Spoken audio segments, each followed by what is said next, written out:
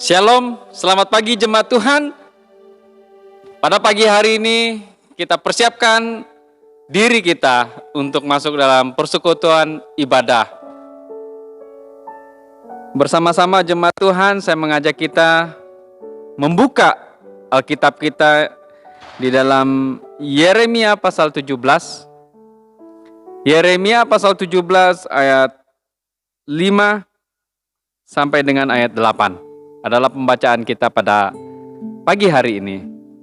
Firman Tuhan berbunyi demikian. Beginilah firman Tuhan, terkutuklah orang yang mengandalkan manusia, yang mengandalkan kekuatannya sendiri, dan yang hatinya menjauh daripada Tuhan. Ia akan seperti semak bulus di padang belantara.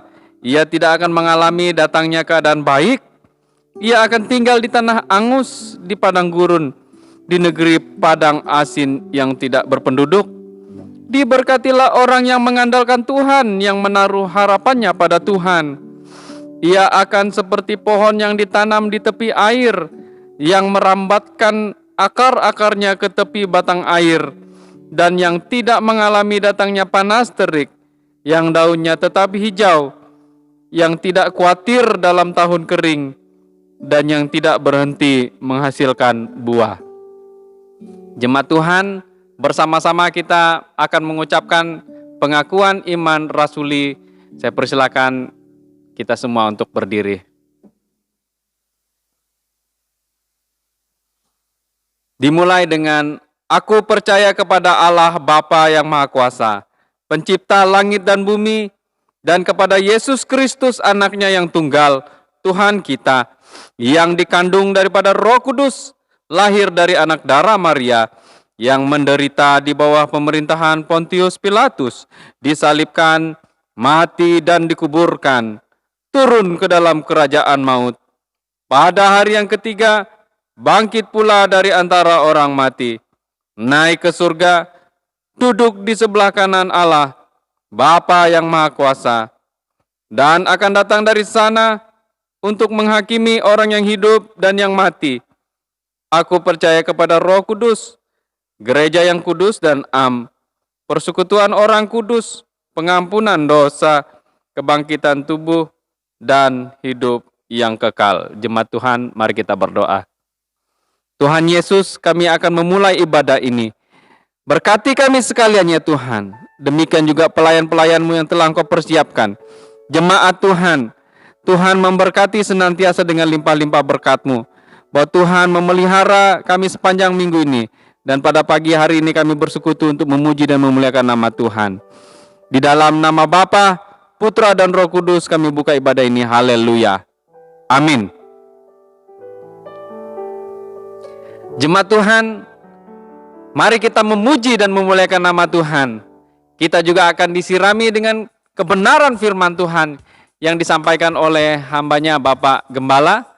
Kita angkat satu pujian menyambut firman Tuhan ini dari nyanyian kemenangan iman 285, Api Maha Tuhan.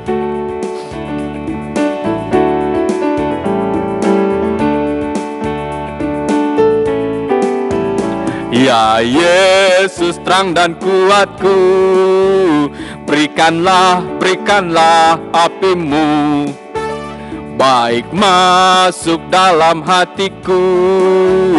Berikanlah apimu, bersihkan daku Almasih, supaya hati yang keji menjadi suci dan bersih. Berikanlah apimu. Hai jika hilang harapmu, mintalah apinya yang menggerakkan hatiku. Itulah apinya.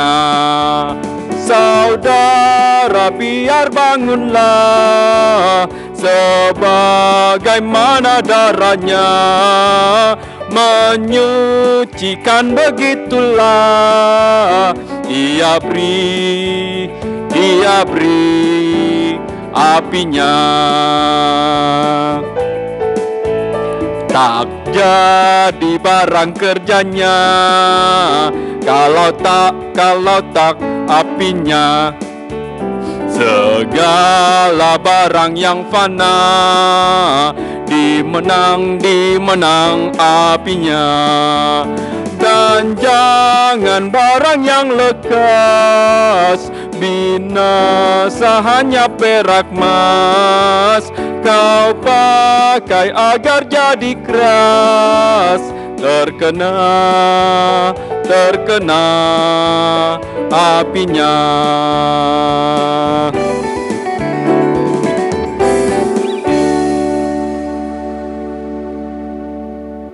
Kepada hambanya, saya persilakan. Shalom, jemaat kekasih Kristus, selamat pagi, selamat bertemu kembali di dalam persekutuan kita pada hari ini. Kita bersyukur karena anugerah Allah, kita diberikan kesempatan lagi untuk sejenak belajar dari firman Tuhan. Jemaat kekasih, sebelum kita lebih lanjut untuk belajar firman Tuhan, mari kita berdoa. Saya yang pimpin. Bapa Surgawi, Allah yang maha baik, Allah yang mulia, Allah yang terus menumbuhkan iman kami dari firman-Mu, kami bersyukur pada hari ini oleh karena kebaikan Tuhan dan anugerah-Mu saja, kami sebagai jemaat Tuhan diberikan kesempatan lagi untuk datang menyembah Engkau dan menikmati berkat-Mu. Oleh karenanya hamba serahkan pemberitaan firman yang akan kami baca dan kami renungkan hari ini. Urapilah kami dengan Roh Kudus-Mu. Biarlah firman ini menguatkan kami dalam seluruh kehidupan kami. Hamba-Mu yang akan menyampaikannya mohon urapan Roh Kudus Tuhan. Biarlah hamba juga dapat menjelaskannya dan jemaat Tuhan diberkati. Terpujilah nama-Mu Tuhan dari awal pemberitaan firman sampai akhir. Hamba persembahkan hanya di dalam nama Tuhan Yesus. Haleluya. Amin. Jemaat Tuhan, kita membuka firman Tuhan dari Kisah Para Rasul pasalnya yang ke-16 ayat 16 sampai ayat yang ke-21. Kisah Para Rasul pasal 16 ayat 16 sampai ayat yang ke-21. Saya membacakan firman Tuhan ini, jemaat Tuhan dapat memperhatikan di Alkitabnya masing-masing. Demikian firman Tuhan. Pada suatu kali ketika kami pergi ke tempat sembahyang itu, kami bertemu dengan seorang hamba perempuan yang mempunyai roh tenung. Dengan tenungan-tenungannya, tuan-tuannya memperoleh penghasilan besar. Ia mengikuti Paulus dan kami dari belakang sambil berseru. Katanya, orang-orang ini adalah hamba Allah yang maha tinggi. Mereka memberitakan kepadamu jalan kepada keselamatan. Hal itu dilakukannya beberapa hari lamanya. Tetapi ketika Paulus tidak tahan lagi akan gangguan itu, ia berpaling dan berkata kepada roh itu, "Demi nama Yesus Kristus, aku menyuruh engkau keluar dari perempuan ini."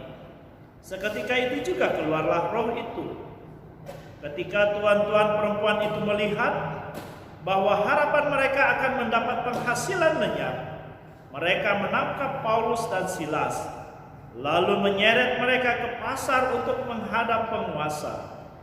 Setelah mereka membawa keduanya menghadap pembesar-pembesar kota itu, berkatalah mereka, katanya, orang-orang ini mengacau kota kita ini karena mereka orang Yahudi dan mereka mengajarkan adat istiadat yang kita sebagai orang Rom tidak boleh menerimanya atau menurutinya. Puji Tuhan. Jemaat kekasih Kristus, kita memasuki minggu pertama di bulan Oktober. Dan di bulan Oktober ini kami memberi tema yang akan kita pelajari bersama untuk setiap ibadah di bulan Oktober, yaitu tentang apa yang Alkitab katakan tentang okultisme. Apa yang Alkitab ajarkan tentang okultisme. Dengan harapan jemaat kekasih bahwa kita sebagai jemaat Tuhan dapat memahami dengan benar bahwa sesungguhnya apa itu okultisme dan bagaimana pengaruhnya terhadap iman Kristen. Pada hari ini, pagi ini, saya mengajak kita untuk melihat kebenaran firman Tuhan dengan tema yaitu pandangan Alkitab terhadap okultisme. Sekali lagi, pandangan Alkitab terhadap okultisme. Jemaat kekasih Kristus, sebuah pengalaman di keluarga kami waktu istri saya hamil anak kami yang pertama. Ada nasihat yang disampaikan oleh beberapa orang yang mengatakan kepada istri saya, mengatakan, "Ibu, kalau ibu bepergian tidak boleh menyeberangi sungai atau lautan. Karena kalau ibu melakukan itu akan membuat kehamilan ibu semakin lama." Itu nasihat dari mereka. Dan nasihat itu juga terulang lagi waktu istri saya hamil anak kami yang kedua. Jemaat kekasih Kristus, nasihat-nasihat seperti ini merupakan gambaran keyakinan masyarakat kita. Bahkan juga ada di antara jemaat-jemaat Tuhan yang mempercayai hal-hal yang seperti demikian. Dan ini nyata sekali jemaat kekasih, bahwa masih banyak dari anggota jemaat kita yang dipengaruhi dengan hal-hal yang seperti dialami terhadap keluarga kami. Ya, yang walaupun apa yang dikatakan tidak terjadi, tetapi banyak saja orang yang masih mempercayai hal demikian. Jemaat kekasih, ini merupakan salah satu dari bagian apa yang dikatakan tentang okultisme itu. Nah, oleh karenanya hari ini kita akan melihat bagaimana pandangan Alkitab terhadap praktik-praktik okultisme yang kita ketahui sekali lagi masih sangat mempengaruhi jemaat Tuhan. Untuk menjawab tema kita pada hari ini, sangat menolong bagi kita untuk melihat beberapa hal dulu. Yang pertama, jemaat kekasih, apa itu yang dimaksud dengan okultisme? Ya, kalau kita melihat di beberapa buku dan bahkan di Google, kita dapat melihat penjelasan tentang apa itu okultisme. Istilah okultisme itu sendiri berasal dari kata occultus, itu dari bahasa Latin yang dapat dijelaskan dengan persamaan kata, yaitu sesuatu yang tersembunyi, rahasia, gaib atau misterius, dan juga gelap dan kegelapan. Jadi okultisme itu sendiri dapat kita jelaskan sebagai suatu paham yang mengandung perkara-perkara mistis atau perkara-perkara yang gaib, dan yang disertai di dalamnya adalah adanya praktik-praktik yang berkaitan dengan kuasa-kuasa kegelapan atau kuasa-kuasa setan. Secara umum jemaat kekasih Kristus, bahwa okultisme itu dapat dibagi dalam dua bentuk. Yang pertama yaitu bentuk okultisme yang bersifat halus atau okultisme yang bersifat lunak. Antara lain yaitu tahyul-tahyul Ini suatu kepercayaan kepada sesuatu yang dianggap ada atau sangat sakti, tetapi sebenarnya tidak ada dan tidak sakti, tetapi itu diyakini. Selain tahyul ada juga ramalan-ramalan, misalnya menghubungkan tanda-tanda di langit, misalnya tentang dihubungkan dengan rezeki atau nasib seseorang. Ada juga spiritisme, yaitu praktik-praktik yang berhubungan dengan dunia roh-roh halus. Lalu yang di kelompok lunak ini ada juga yang dinamakan astromantik, yaitu yang menghubungkan tanda-tanda di langit tentang nasib seseorang dan lain-lain. Lalu kelompok yang kedua, jemaat kekasih, yaitu kelompok okultisme yang bertipe frontal atau keras. Di antaranya adalah sihir, ya, mantra-mantra. Lalu ada yang juga kita kenal, ada santet, ya, biasanya di film-film kita lihat itu. Lalu ada jimat-jimat dan ilmu-ilmu kekebalan tubuh. Kemudian ada praktek-praktek perdukunan dan lain-lain. Pada umumnya kedua kelompok ini sama kegiatannya selalu berhubungan atau melibatkan kuasa-kuasa kegelapan. Nah, jemaat kekasih Kristus,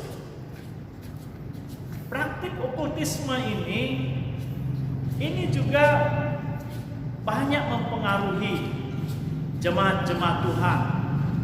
Ya, di sini tidak ada. Ya. Kalau Pak Baron, ya saya mengutip Pak Baron lagi. Pak Baron bilang di sini tidak ada, tetapi di sana sini juga ada.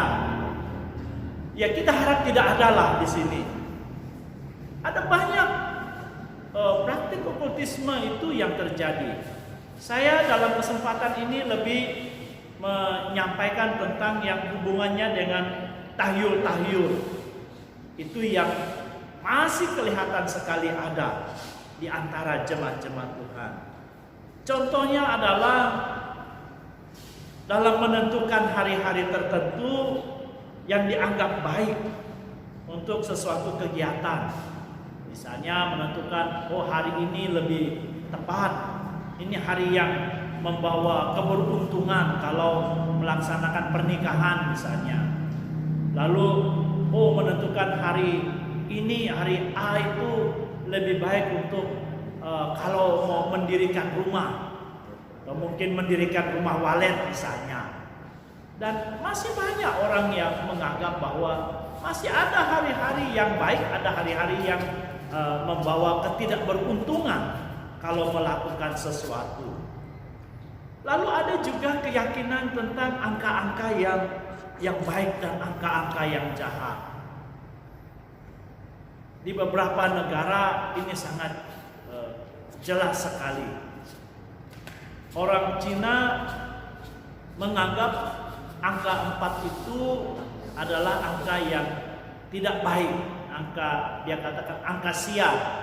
Kenapa? Karena mereka menyebut angka 4 itu dengan sebutan sama dengan sebutan kematian atau si. Jadi mereka menganggap itu adalah angka kematian. Dan orang Barat juga mempercayai bahwa angka 13 itu adalah angka yang tidak baik. Mengapa? Karena menganggap angka 12 adalah angka sempurna. Itu sebabnya kita lihat jam kita hanya dari jam 1 sampai jam 12. Lalu bulan 12 bulan. Mereka mengatakan setelah angka baik itu, yaitu angka 13 adalah angka yang tidak baik, dianggap angka yang sial. Itu sebabnya kalau kita lihat sampai sekarang malah orang-orang Indonesia juga terpengaruh dengan penggunaan itu.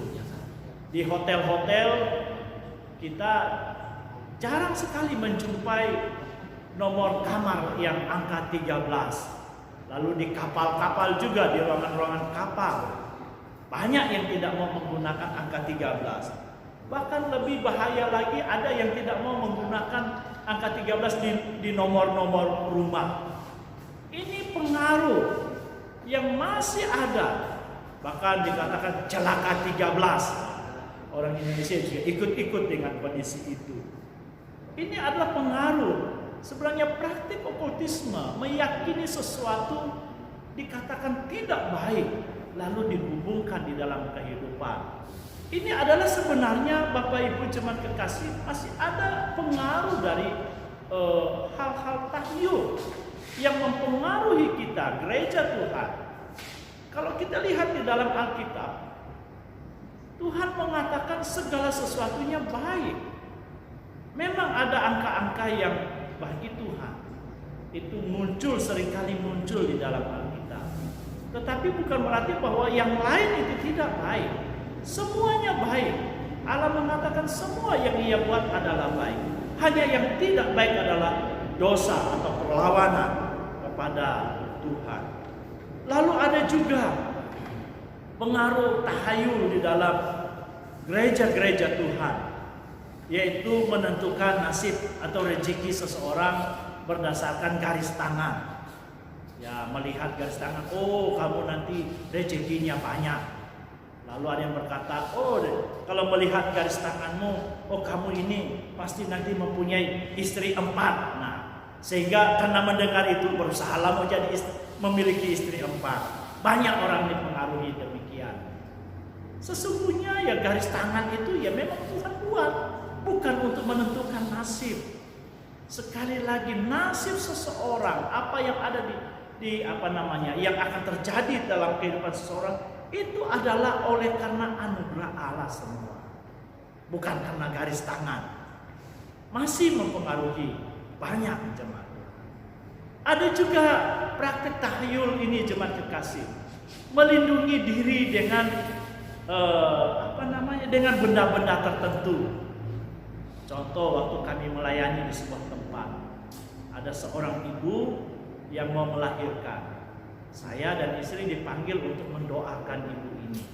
Waktu kami datang, saya kaget Bapak Ibu melihat ada dahan jeruk digantung di depan pintu. Wah, saya pikir mungkin tidak sengaja ditaruh di situ. Tetapi waktu saya tanya, mereka bilang, Pak, itu sengaja dibuat. Juga di bawah kolong ini juga ada. Saya bilang, untuk apa? Mereka bilang, Pak, supaya ibu yang melahirkan tidak diganggu roh jahat. Waduh, anggota gereja Kema Injil Bapak Ibu. Bahkan kita dengar juga di masa pandemi ini, ya pernah disinggung oleh hamba Tuhan dalam pelayanan di sini. Banyak juga jemaat menggantungkan kariboro di depan-depan pintu sebagai penolak virus. Ini sebenarnya jemaat kekasih bagian dari praktek tahyul yang di dalam okultisme itu sendiri. Dan banyak hal lagi, seperti juga minta pengobatan dengan dukun-dukun. Saya pernah marah Bapak Ibu satu kali di dalam pelayanan kami. Saya berdoa untuk seorang anak remaja yang saat itu menurut keluarga dia dirasuki setan, rasuki roh jahat. Waktu saya datang, saya lihat bukan seperti orang yang dirasuki roh jahat. Kita tahu ciri-ciri orang yang dirasuki roh jahat. Waktu saya mendoakan anak remaja ini, setelah kami berdoa, tidak lama muncul seorang ibu. Tiba-tiba dia datang langsung di situ menyembur muka anak itu dengan air. Kaget saya. Saya bilang, apa ini? Dia bilang, mau usir roh jahat. Saya bilang, Ibu, tidak akan mungkin setan dapat mengusir setan kalau anak ini dirasuki setan. Saya sarankan sama keluarga bawa ke rumah sakit. Ternyata Bapak Ibu, diagnosa di rumah sakit, anak ini memang ada gangguan di saraf. Ini adalah gambaran dari sekian banyak aktivitas keyakinan di antara anggota jemaat kita hari ini yang masih mempercayai tahyul-tahyul yang adalah bagian dari okultisme itu. Dan sudah sangat jelas jemaat kekasih, ini sangat mempengaruhi pertumbuhan iman jemaat Tuhan. Kalau masih meyakini tentang hal-hal ini, masih banyak lain lagi. Nanti rekan-rekan, dua rekan-rekan hamba Tuhan pasti akan nanti menjelaskan yang lain-lain lagi tentang hal ini. Nah, jemaat kekasih Kristus, yang jelas bahwa seluruh praktik dan keyakinan yang dilakukan oleh manusia, oleh masyarakat, bahkan ada anggota gereja yang di dalamnya tentang hal-hal yang kami sampaikan tadi, ini adalah sangat bertentangan dengan firman Tuhan. Kita akan lihat apa yang Alkitab katakan tentang okultisme. Kalau kita membuka di dalam Imamat pasal 20 ayat yang ke-6, dikatakan firman Tuhan, Imamat 20 ayat yang ke-6, orang yang berpaling kepada Allah atau kepada roh-roh peramal, orang yang berpaling kepada arwah, pada setan-setan, roh-roh jahat, kepada roh-roh peramal, yakni yang berzina dengan bertanya kepada mereka. Tuhan berkata, aku sendiri akan menentang orang itu. Tuhan menentang orang itu jemaat kekasih, dan melenyapkan dia dari tengah-tengah bangsanya. Tegas sekali Tuhan mengatakan ini kepada Musa agar disampaikan kepada orang Israel, mengatakan bahwa kalau ada orang yang melakukan praktik-praktik okultisme ini, percaya kepada roh-roh peramal, tegas Tuhan berkata, ia akan menentang. Dalam pengertian Tuhan akan melawan orang itu. Sangat jelas Tuhan melawan orang-orang yang melakukan praktik okultisme ini dan meyakininya, mempercayainya di dalam kehidupannya. Yang kedua, Alkitab juga berkata di dalam Yeremia 17 ayat yang kelima yang telah dibacakan di awal ibadah kita.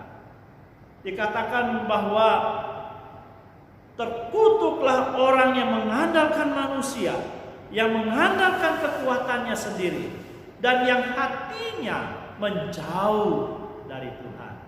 Nah, jemaat kekasih, orang-orang yang mempercayai tahyul itu adalah meragukan atau bahkan tidak mempercayai kekuatan Allah, kekuasaan Allah di dalam kehidupannya. Firman Tuhan berkata, orang yang hatinya berpaling dari Allah dikatakan terkutuk. Ya, terkutuk itu celaka Bapak Ibu. Itu adalah sebuah atau sesuatu yang membahayakan sekali, yang sangat mencelakakan kita. Terkutuk jemaat kekasih. Tuhan berkata demikian. Itu berarti bahwa ketika kita menaruh pengharapan kita ini kepada kekuatan sesuatu yang kita anggap itu adalah sakti, padahal itu adalah tidak ada kekuasaannya dan bukan sakti, itu berarti bahwa kita tidak mempercayai kuasa Allah. Dan yang sangat jelas Allah berkata, orang yang demikian itu sangat terkutuk. Yang ketiga, Alkitab mengatakan tentang okultisme. Okultisme itu adalah menyeret manusia untuk tidak percaya kepada firman Tuhan. Ini dapat kita bandingkan dalam Kejadian pasal 3 ayat 1 sampai ayat yang kelima. Kita semua tahu bahwa waktu Hawa berjalan di dalam Taman Eden, dia bertemu dengan ular yang di dalamnya setan mengambil wujud ular itu mencobai Hawa. Dan di dalam bagian ini dikatakan bahwa iblis membuat Hawa meragukan firman Tuhan, bahkan memutarbalikkan kebenaran yang disampaikan oleh Allah. Kegiatan-kegiatan okultisme itu seperti itu, jemaat kekasih. Mereka memutarbalikkan kebenaran yang sebenarnya, membuat supaya orang yang melakukan praktik itu mempercayai apa yang dilakukan di dalam kuasa setan itu, supaya manusia tidak mempercayai firman Tuhan. Okultisme itu menyeret manusia untuk tidak mempercayai firman Tuhan. Lalu yang keempat, bahwa okultisme itu menyesatkan seseorang. 1 Timotius pasal 4 ayat 1 saya membacanya. Tetapi Roh dengan tegas mengatakan bahwa di waktu-waktu kemudian ada orang yang akan murtad lalu mengikuti roh-roh penyesat dan ajaran setan-setan. Okultisme itu menyeret atau menyesatkan seseorang. Memang itulah inti dari aktivitasnya setan, supaya manusia tidak mempercayai Allah, tetapi mengikuti mereka, mengikuti kuasa setan. Bukankah hari ini kita mendengar ada banyak orang yang sudah tidak lagi mempercayai Tuhan, lebih memilih mengikuti ajaran-ajaran setan, ajaran roh-roh penyesat, karena menurut mereka itulah yang baik. Jemaat kekasih, hati-hati kalau hal ini mungkin ada di dalam kehidupan kita. Lalu di dalam Galatia pasal 5 ayat 20 sampai ayat yang ke-21, firman Tuhan berkata, orang yang melakukan praktik okultisme tidak akan mewarisi kerajaan Allah. Firman Tuhan berkata, penyembah berhala, sihir dan seterusnya dikatakan tidak akan mendapat bagian di dalam kerajaan Allah. Sangat jelas jemaat kekasih Kristus. Firman Tuhan berkata, orang yang melakukan praktik okultisme, mempercayai, meyakininya dan menghidupinya di dalam hidupnya, jangan harap akan mendapat bagian di dalam kerajaan Allah. Ketahuilah jemaat kekasih, kita hidup di dunia ini hanya sementara waktu. Hidup yang kekal, yang sesungguhnya adalah di dalam kerajaan surga. Kalau kita mau mendapat bahagian dalam kerajaan surga, jangan mengikuti praktik-praktik okultisme. Yang terakhir, dalam Wahyu pasal 21 ayat yang ke-8 dan Wahyu pasal 22 ayat yang ke-15 mengatakan bahwa orang yang melakukan praktik okultisme pada akhirnya akan menjadi penghuni neraka atau penghukuman yang kekal. Jemaat kekasih, ini adalah suatu hukuman yang tiada akhirnya. Neraka, kesengsaraan yang tidak ada batasnya.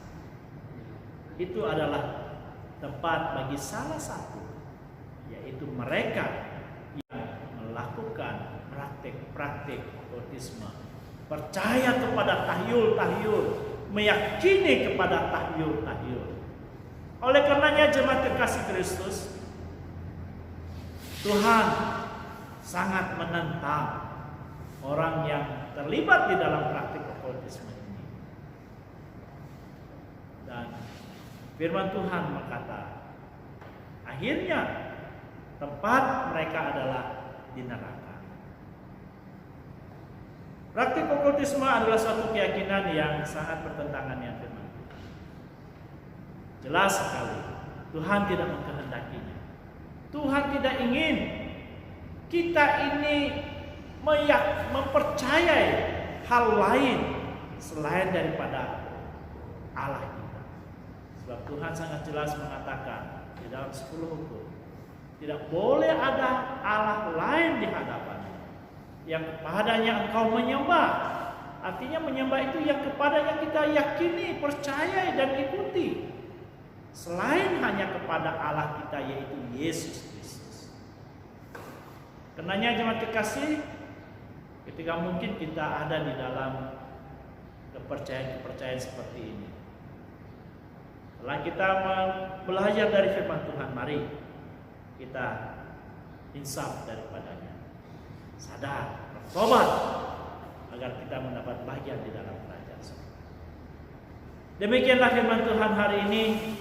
Kiranya jemaat Tuhan diberkati dan kita semua terhindar dari malapetaka, bahkan hukuman daripada Allah. Oleh karena kita melakukan hal yang tidak benar, tetapi marilah kita melakukan perkara-perkara yang benar, yaitu takut hanya kepada Tuhan. Mari kita berdoa. Bapa, terima kasih untuk firman-Mu yang telah kami pelajari. Biarlah Roh Kudus Tuhan mengajarkan kami, agar kami dapat memahami dengan benar apa yang Tuhan mau kami lakukan dalam hidup ini, menghindari perkara-perkara yang menentang, yang melawan kehendak Allah. Kami tidak melakukan praktik-praktik okultisme di dalam hidup ini. Ampunilah jemaat-Mu. Mungkin Tuhan mendapati ada yang pernah melakukannya, ampunilah mereka, agar mereka mau takut hanya kepada Allah. Di dalam nama Tuhan Yesus kami berdoa dan bersyukur untuk firman-Mu hari ini. Haleluya. Amin. Puji Tuhan, firman Tuhan senantiasa menguatkan kita untuk waspada terhadap kuasa-kuasa kegelapan yang bisa menjerat kita. Jemaat Tuhan, kita akan memberikan persembahan. Pada kesempatan ini, kita mengangkat satu nyanyian kemenangan iman nomor 244. Ada kuasa dalam darah Tuhan.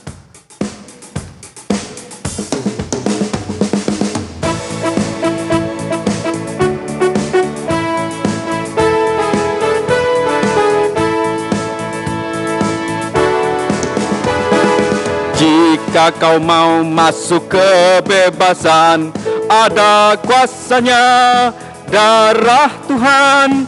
Jika kau berhajat disucikan, darah ada kuasa heran. Ada kuasa, kuasanya Yesus hilangkan dosaku. Ada kuasa, kuasa Tuhanmu hilangkan segala dosa. Jika kau digoda oleh setan, ada kuasanya darah Tuhan. Tentu tak adalah lain jalanan kalau mau masuk selamatan. Ada kuasa, kuasanya Yesus hilangkan dosaku. Ada kuasa, kuasa Tuhanku hilangkan segala dosa. Jika Allah kau nanti hadapkan, ada kuasanya darah Tuhan. Kalau diampuni beri pujian, karena darahnya tebuskan.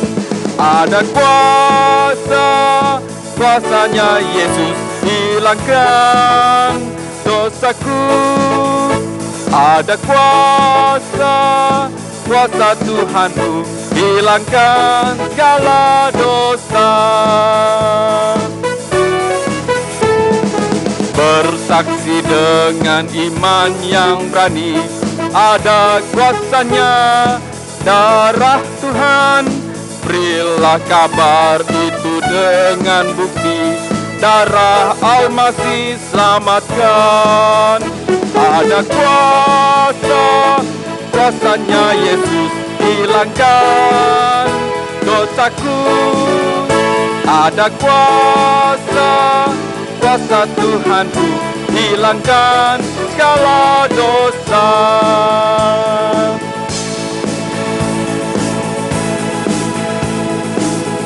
Puji Tuhan. Doa syafaat dan penutup dibawa oleh hambanya Bapak Raymond. Bapak Ibu jemaat Tuhan, mari kita berdoa. Terpujilah nama-Mu Bapa di dalam nama Tuhan Yesus. Bapa yang baik, Bapa yang mengasihi kami. Pada pagi hari ini Tuhan, kami sangat bersyukur kepada anugerah Tuhan. Sehingga kami boleh hadir pada pagi hari ini Itu semua oleh karena anugerah Tuhan dan kasih setia Tuhan setiap pribadi kami masing-masing. Maupun kami dalam segala aktivitas kami sepanjang minggu yang sudah kami lewati ini, di hari-harinya tentunya banyak hal-hal yang kami rasakan di dalamnya. Baik pun suka maupun duka yang kami boleh alami. Tetapi tidak menghalangi rasa semangat kami, tidak menghalangi rasa sukacita kami untuk duduk bersama, mendengar kebenaran firman-Mu, memuji-muji dan membesarkan nama Tuhan. Bahkan pada saat pagi hari ini, dimanapun kami berada pada saat ini, baik di rumah, di ladang, kami berdoa dalam nama Tuhan Yesus. Kami senantiasa akan diberkati oleh Tuhan, kami senantiasa akan ditolong, ditopang oleh Tuhan, dan segala sesuatu, kalau kesah yang kami rasakan, Tuhan akan memberikan kami kelegaan dan memberikan kami pelepasan. Dan kami percaya bahwa Tuhan beserta kami. Terpujilah nama-Mu Bapa, terima kasih Tuhan. Pada pagi hari ini berdoa untuk anak-anak Tuhan yang dalam keadaan sakit. Kami tidak sebut persatu nama anak-anak Tuhan yang dalam keadaan sakit pada saat ini. Mungkin yang ada di rumah, bahkan mungkin yang ada di rumah sakit pada saat ini. Mengeluh oleh karena kelemahan tubuh mereka, sakit penyakit yang mereka derita. Banyak hal-hal penyakit yang mengindap pada tubuh mereka Tuhan. Kami cuma mau berdoa kepada Tuhan. Kami minta kuasa daripada Tuhan Yesus. Minta sukacita daripada Tuhan. Minta pemulihan, kesembuhan daripada Tuhan. Apapun sakit mereka, apapun jenis penyakit yang mereka derita, menurut para dokter itu tidak dapat diobati. Atau itu sangat parah sekalipun Tuhan. Di mata Tuhan tidak ada yang mustahil. Tidak ada yang tidak mungkin kepada Tuhan. Kami percaya bahwa Tuhan sanggup melakukannya. Karena Tuhan mempunyai mujizat kuasa yang luar biasa. Oleh sebab itu kami menyerahkan mereka ke dalam tangan-Mu Tuhan. Belas kasih-Mu turun atas mereka. Setiap badan mereka, tubuh mereka yang dalam keadaan sakit, mari Tuhan tumpang tangan di atas mereka. Engkau menjamah mereka dengan kasih-Mu, dengan bilur-bilur-Mu yang berkuasa, dengan darah Yesus dalam nama-Mu. Engkau akan memberikan pemulihan dan kesehatan kepada mereka. Kalau sesuatu yang mereka butuhkan di dalam perobatan ini, kami berdoa dalam nama Tuhan Yesus. Berkat Tuhan terus melimpah dalam segala usaha pekerjaan mereka. Dan kami percaya Tuhan membuka sumber berkat dari segala sesuatu yang mereka butuhkan di dalam perobatan. Dan kami percaya bahwa Tuhan bekerja. Terima kasih Bapa di dalam nama Tuhan Yesus. Pada kesempatan ini juga kami mau berdoa khususnya untuk jemaat Tuhan. Dalam segala usaha, pekerjaan yang mereka geluti pada saat ini Tuhan. Di sela-sela COVID ini. Tentunya banyak hal-hal yang mereka hadapi di dalamnya. Tapi kami percaya Tuhan terus memimpin mereka. Tuhan terus memberikan mereka semangat untuk bekerja. Dan kami percaya Tuhan membuka berkat bagi mereka. Dan Tuhan juga senantiasa menyertai mereka. Baik keluarga mereka, bahkan mereka pribadi. Dan kami menyerahkan mereka ke dalam tangan Tuhan. Bahkan juga anak-anak Tuhan yang membutuhkan pekerjaan. Kami berdoa dalam nama Tuhan Yesus. Tuhan menyediakan bagi mereka dan berikan mereka kesabaran untuk menantinya pada saatnya mereka akan mendapatkannya. Terpujilah nama-Mu Bapa, terima kasih Tuhan. Pada kesempatan ini juga kami mau berdoa khususnya untuk anak-anak Tuhan, hamba-hamba-Mu yang Engkau percayakan untuk melayani dalam jemaat kami ini. Kami percaya bagi gembala, wakil gembala, dan badan pengurus jemaat yang bersama-sama Tuhan percayakan melayani di tempat ini. Kami tidak mempunyai kuasa apa-apa Tuhan. Kami tidak mempunyai kekuatan apa-apa Tuhan Yesus. Kami hanya dapat meminta daripada Tuhan karena Engkau yang mempunyai kuasa dan pelayanan. Dan oleh sebab itu berikan kami kekuatan, kesabaran, ketabahan untuk melakukannya. Sehingga apa yang kami lakukan benar-benar menjadi niat hati Tuhan yang Tuhan percayakan bagi kami. Dan kami percaya kami akan diberi kuasa, kami akan diberikan perlindungan. Dan lewat hamba-hamba-Mu yang Kau percayakan ini Tuhan, iman jemaat Tuhan, khususnya di dalam jemaat Tanjung Lapang ini, bertumbuh, berbuah, berakar di dalam Tuhan. Inilah kenduaan kami, dan inilah yang Tuhan inginkan dari kami. Terpujilah nama-Mu Bapa, terima kasih Tuhan. Pada saat ini juga kami mau berdoa bagi anak-anak sekolah yang dari PAUD sampai perguruan tinggi. Kami berdoa dalam nama Tuhan Yesus, biarlah Tuhan menyertai anak-anak, Tuhan memberikan hikmat kepada mereka. Cita-cita mereka Tuhan kami serahkan ke dalam tangan Tuhan.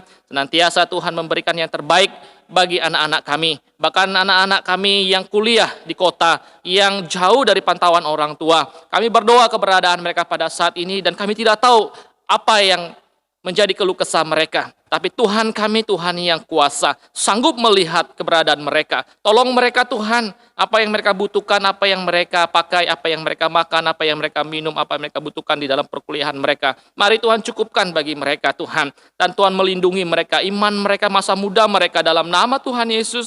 Tuhan memberikan mereka jalan keluar yang baik dan menjalani kehidupan mereka bersama dengan Tuhan. Dan kami percaya bahwa mereka dilindungi juga oleh Tuhan dan diberkati oleh Tuhan. Dan Kau memberkati orang-orang tua mereka yang menenai mereka. Siapapun Tuhan, kami berdoa, biarlah Tuhan senantiasa mencurahkan berkat yang melimpah. Pujilah nama-Mu Bapa, terima kasih. Kami juga berdoa buat bangsa dan negara kami ini.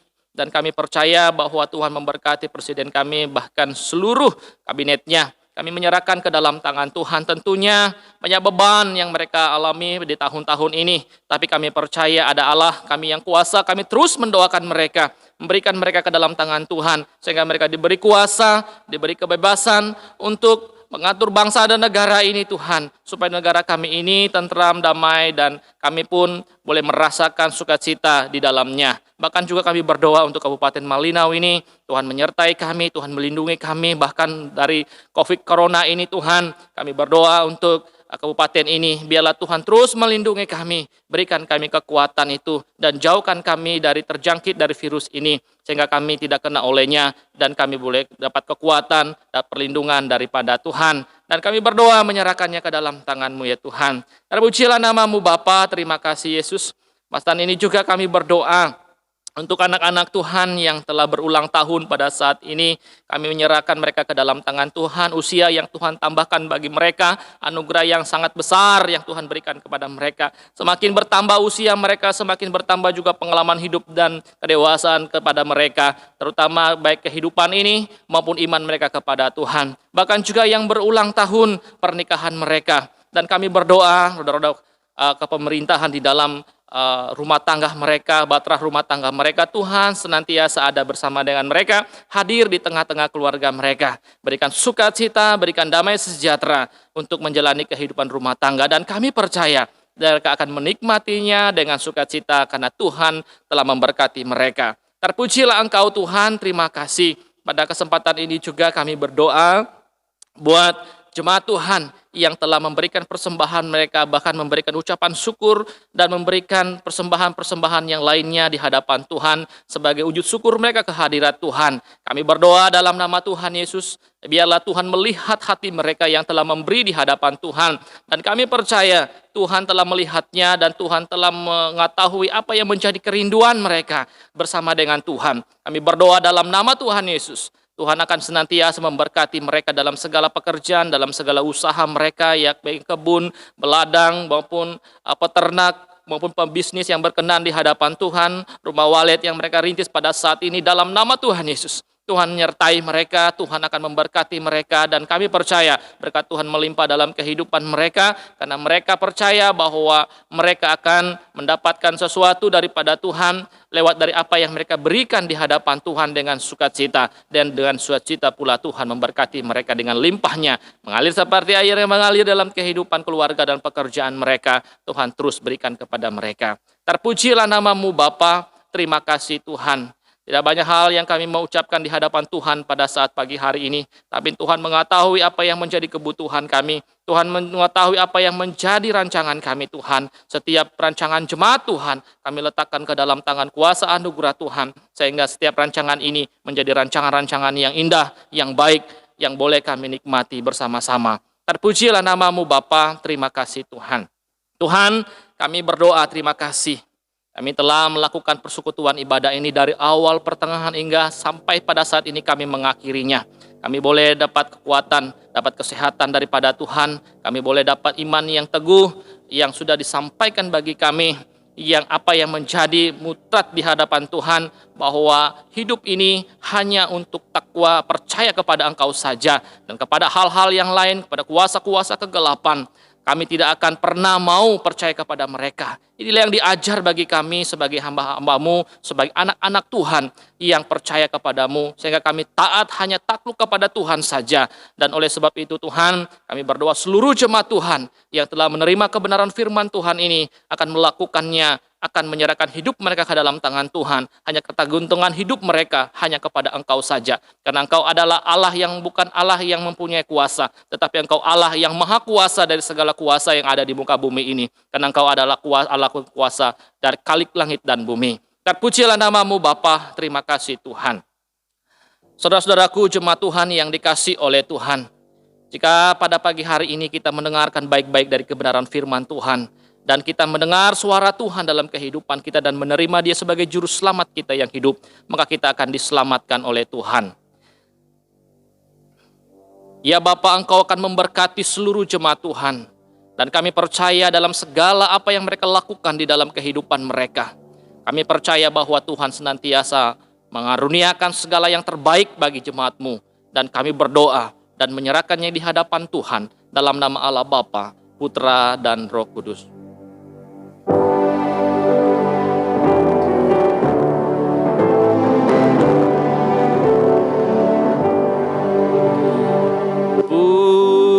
Puji Allah, pohon berkat.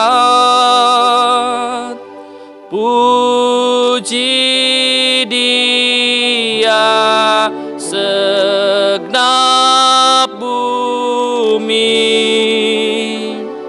Di surgaku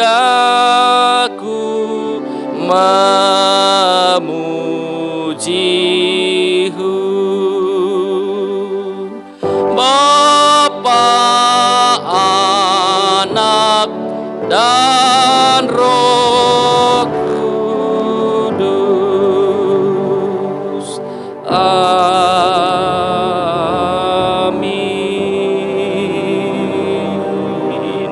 Amin. Saat teduh selesai. Haleluya. Salam, selamat hari Minggu. Tuhan Yesus memberkati.